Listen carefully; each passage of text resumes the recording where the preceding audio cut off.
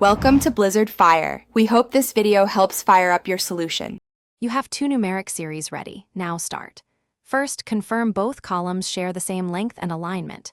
If you have blanks, use filter to create contiguous ranges or wrap ranges with array formula to keep them dynamic.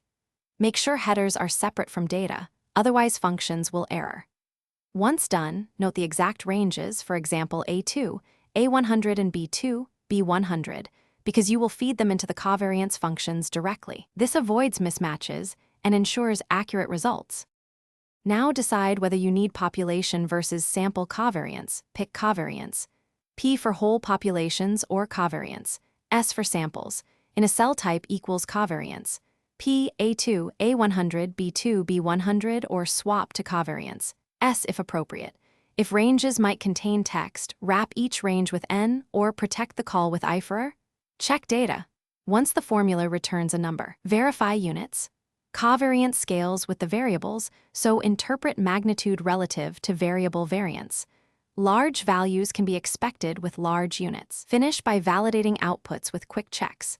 You should compare covariance sign with Coral A2, A100, B2, B100 to see positive versus negative association and cross-check scale against VAR, P or VAR.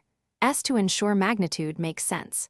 If you get errors, confirm both ranges have equal row counts and contain numeric values only. Misaligned rows are the most common cause. One troubleshooting tip: if results look wrong, rebuild ranges with filter to exclude blanks and recalc.